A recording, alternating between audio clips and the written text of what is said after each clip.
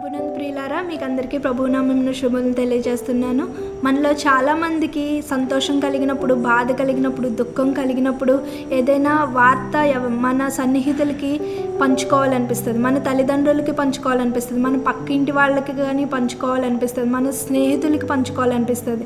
వాళ్ళతో సమయం గడిపితే చాలా ఇష్టంగా ఉంటుంది. వాళ్ళతో సమయం గడిపినప్పుడు మన హృదయంలో ఉన్న విషయాలన్నీ వాళ్ళతో పంచుకున్నప్పుడు మనకి ఎంతగానో భారం దిగిపోయినట్టు అనిపిస్తుంది.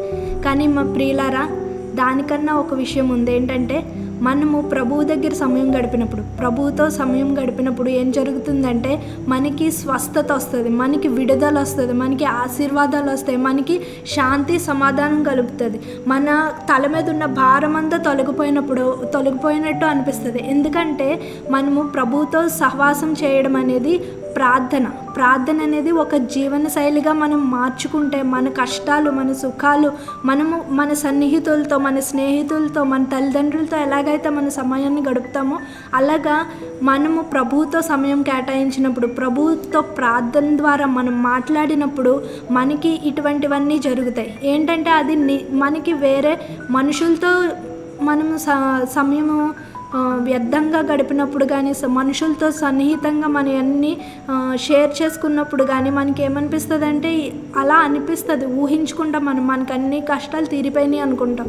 కానీ నిజంగా కష్టాలు ఎప్పుడు తీరుతాయంటే, నిజంగా మనకి విడుదల ఎప్పుడు వస్తుందంటే, నిజంగా మనకి స్వస్థత ఎప్పుడు వస్తుందంటే, నిజంగా మనకు ఆశీర్వాదాలు ఎప్పుడు వస్తాయంటే, నిజమైన శాంతి సమాధానం మన దగ్గరికి ఎప్పుడు వస్తుందంటే ఆయన ప్రభు పాదాల దగ్గరికి వెళ్ళి ప్రార్థన చేసినప్పుడు, ప్రార్థన అనేది మన జీవన శైలిగా మార్చుకున్నప్పుడు మన జీవితాల్లో మనము ఆశీర్వాదాలు చూస్తాం, మన జీవితాల్లో మనము విడుదలను, స్వస్థతను చూస్తాం.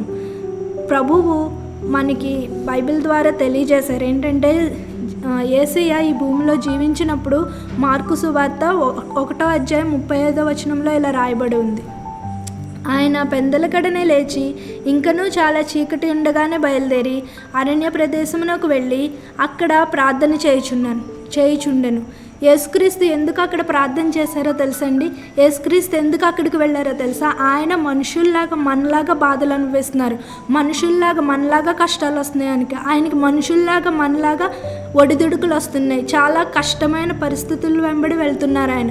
దాని నుండి ఆయన విడుదల పొందుకోవాలి, దాని నుండి ఆయన శక్తి కావాలి, ఆయనకి ముందడుగు వేయడానికి శక్తి కావాలి, ఆయనకి పంచుకోవడానికి ఒకళ్ళు కావాలి. అది ఎవరంటే ఆయనకి తెలుసు. తండ్రి దగ్గర నుండే ఆ శక్తి వస్తుంది, తండ్రి దగ్గర నుండే ఆయన శక్తి పొందుకోగలరు, తండ్రి దగ్గర నుండే శాంతి వస్తుంది, తండ్రి దగ్గర నుండే సమాధానం వస్తుంది. అందుకు ఆయన ప్రార్థనకి అంత ప్రాముఖ్యత ఇచ్చారు. ఈ రోజున మనము మన జీవితాల్లో ప్రార్థన అనేది ఒక జీవనశైలిగా మార్చుకున్నప్పుడు మన జీవితాల్లో కూడా అటువంటి అనూహ్యమైన మనము ఎత్తుగా విశ్వాసంలో ఎదగగలము. ఇంకా మన ప్రార్థనలకి సమాధానం దొరుకుతుంది. కాకపోతే మనం ఏం చేయాలంటే, ఇది మన జీవితంలో జీవనశైలిగా మారాలంటే ప్రతిరోజు మనము నిరాటంకంగా 3 పనులు చేయాలి. ఏంటంటే, ప్రత్యేకించి ఒక సమయాన్ని పెట్టేసుకోవాలి, ప్రత్యేకించి ఒక స్థలాన్ని పెట్టేసుకోవాలి, ప్రత్యేకంగా ఒక ప్రణాళికాబద్ధమైన ప్రార్థన చేయాలి. ఎలా అంటే, మనం ప్రార్థన ఎలా పెట్టుకోవాలంటే ఒక లిస్ట్ తయారు చేసుకోవాలి, బుక్లో ఒక లిస్ట్ రాసేసుకోవాలి.